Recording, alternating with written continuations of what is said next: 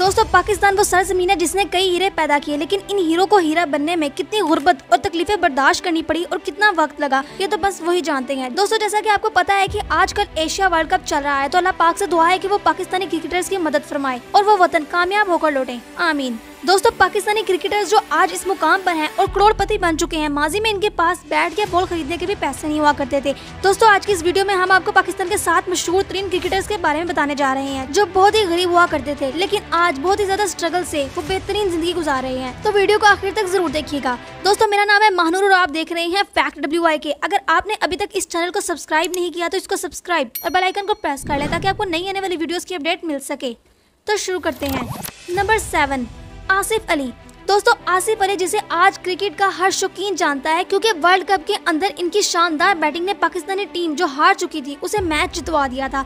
लेकिन अगर हम इनके माजी पर नजर डालें तो ये फैसलाबाद यानी इंतहाई गरीब घराने से पैदा हुए थे। इनके वालिद फैक्ट्री में काम किया करते थे और सारा दिन मजदूरी करके अपने खानदान के लिए 2 वक्त की रोटी का बंदोबस्त किया करते थे। अपने घर के माली मसाइल की वजह से आसिफ अली अपनी जिंदगी में तालीम जारी रखने में नाकाम हो गए और तालीम छोड़कर एक फैक्ट्री के अंदर काम करना शुरू कर दिया, जहाँ पर इन्हें महाना सिर्फ 5000 रुपए तनख्वाह मिलती थी। लेकिन फिर भी ये ईमानदारी के साथ अपना काम करते रहते थे। लेकिन दोस्तों बचपन से ही आसिफ अली को क्रिकेट का बहुत शौक था, मगर फैक्ट्री में काम करने की वजह से इनका ये शौक एक ख्वाब बन चुका था। हर हफ्ते जुमे के दिन ये अपना शौक पूरा करते और अपनी ये छुट्टी क्रिकेट खेलने में गुजार देते। एक दिन फैक्ट्री के मैनेजर ने इन्हें बोला, या तुम क्रिकेट खेलो या काम करो, और इस दिन ये अपनी नौकरी को खैरबाद कह बैठे और इसी शौक की खातिर इन्होंने बहुत मेहनत की। और दोस्तों इसी जुनून और मेहनत की वजह से आज ये गरीब घराने का लड़का दुनिया भर में अपनी कामयाबी के झंडे गाड़ चुका है।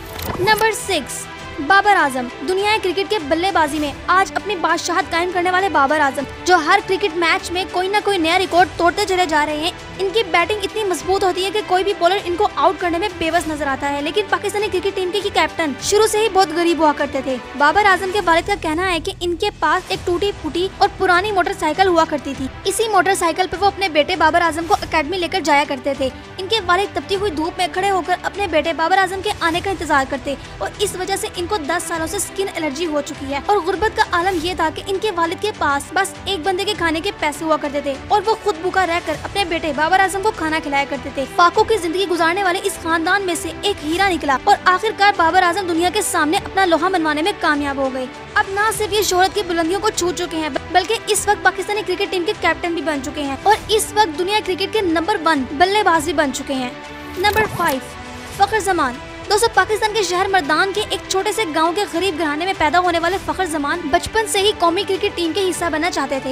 ये अपनी बल्लेबाजी दुनिया के सामने दिखाना चाहते थे, लेकिन ये सब करने के लिए इनके पास पैसे नहीं थे। एक इंटरव्यू के दौरान फखर जमान बताते हैं कि इनकी ख्वाहिश थी कि इनके पास अपने बैट बॉल्स हों, लेकिन ये सब लेने के लिए इनके पास पैसे नहीं हुआ करते थे।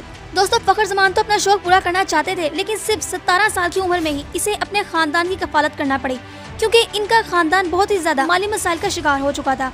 इस वजह से फखर जमान ने अपना शौक पीछे छोड़ते हुए पाक बहरिया में शमूलियत इख्तियार कर ली। तमाम वो खुश नहीं थे क्योंकि इनका जो शौक था वो कुछ और था। चलते चलते आखिरकार कराची शहर इनकी किस्मत बदल देता है। नेवी से निकलकर पाकिस्तान क्रिकेट टीम का हिस्सा बन जाते हैं। आज ये बड़े बड़े बॉलर्स के छक्के छुड़ाकर अपनी खतरनाक बैटिंग की वजह से पूरी दुनिया में माने जाते हैं। दोस्तों गरीब घराने से ताल्लुक रखने वाले फखर जमान पाकिस्तान के वो वाहिद बैट्समैन है जिसने वन डे मैच में डबल सेंचुरी स्कोर की थी। नंबर 4 मोहम्मद इरफान। दोस्तों मोहम्मद इरफान जिनका ताल्लुक पंजाब के एक छोटे से शहर बोरेवाला के एक गरीब घराने से था। एक मामूली से गांव और गरीब घराने में पैदा होने वाले मोहम्मद इरफान ने बचपन से ही पढ़ाई छोड़कर एक छोटी सी फैक्ट्री में काम करना शुरू कर दिया था, जहां इनको महाना सिर्फ 10,000 रुपए तनख्वाह दी जाती थी। लेकिन थोड़ी तनख्वाह के साथ इस फैक्ट्री में काम करना ही इनकी जिंदगी बदल कर रख देगा, ये किसी ने सोचा नहीं था, क्योंकि एक मरतबा फैक्ट्री के मालिक ने मोहम्मद इरफान को क्रिकेट खेलते हुए देख लिया था। दोस्तों इस फैक्ट्री के मालिक ने मोहम्मद इरफान के क्रिकेट के जुनून को बरकरार रखने के लिए इन्हें शाम के वक्त क्रिकेट खेलने की इजाजत दे दी थी, बल्कि बाज दफा तो वो खुद मोहम्मद इरफान को गाड़ी में बैठाकर ग्राउंड में छोड़कर आया करते थे। दोस्तों इस तरह मोहम्मद इरफान अपने क्रिकेट के करियर को आगे बढ़ाते गए और आज ये न सिर्फ शोहरत हासिल कर चुके हैं बल्कि अमीर होकर एक बहुत ही जबरदस्त घर भी बना चुके हैं। इसके अलावा ये 7 फुट 1 इंच कद के साथ दुनिया के लंबे तरीन क्रिकेटर होने का एजाज भी अपने नाम कर चुके हैं। नंबर 3 हसन अली। दोस्तों गुजरांवाला के एक छोटे से गांव के गरीब घर में पैदा होने वाले हसन अली पाकिस्तानी टीम के एक जबरदस्त खिलाड़ी हैं।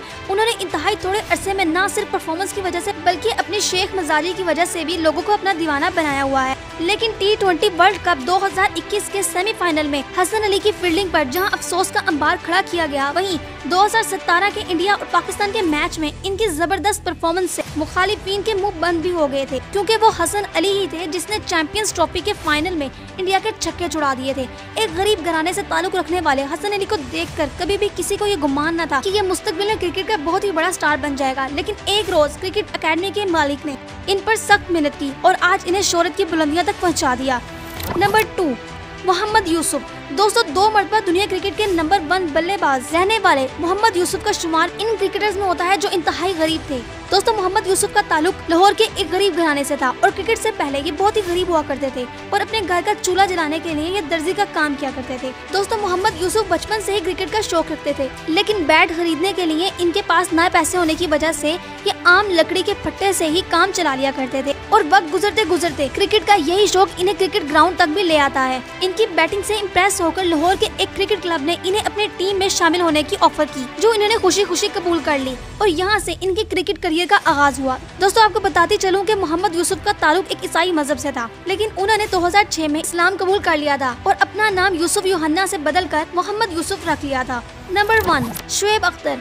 दोस्तों, क्या आप जानते हैं कि रावलपिंडी एक्सप्रेस के नाम से मशहूर और दुनिया के तेज तरीन बॉलर होने का एजाज अपने नाम करने वाले शुएब अख्तर का ताल्लुक भी एक इंतहाई गरीब घराने से था। और क्या आप ये जानते हैं कि दुनिया के तेज तरीन बॉलर शुएब अख्तर बचपन में 5 साल की उम्र तक चल नहीं पाते थे और 13 साल की उम्र तक वो बॉल पकड़कर दौड़ भी नहीं सकते थे, लेकिन क्रिकेट के जुनून से उन्होंने नामुमकिन को मुमकिन कर दिखाया और घर से 1 घंटे की दूरी के फासले पर क्रिकेट ग्राउंड में क्रिकेट खेलने जाया करते थे। यहाँ तक कि इनके पास किराए के पैसे भी नहीं हुआ करते थे और ऐसे में वो पैदल ही चलकर जाया करते थे। और इस वक्त जब लाहौर में इनको क्रिकेटर के सिलेक्शन के लिए जाना था, इस वक्त भी इनकी जेब खाली थी। पैसे न होने की वजह से ये बस पर लटक कर लाहौर पहुँचे थे। वहाँ पर उन्होंने अपनी रात रोड के किनारे टांगे वाले के साथ गुजारी और सुबह होते ही वही टांगे वाला इनको ग्राउंड तक लेकर गया था। लेकिन दोस्तों, आज पूरी दुनिया पाकिस्तान के इस मायानाज बॉलर को सबसे खतरनाक बॉलर के तौर पर जानती है, जिसके सामने बड़े बड़े बल्लेबाजों के पसीने छूट जाते थे। उम्मीद है कि आपको ये वीडियो पसंद आई होगी, तो इसको लाइक करें और आपको कौन सा क्रिकेटर पसंद है कमेंट में हमें जरूर बताइए।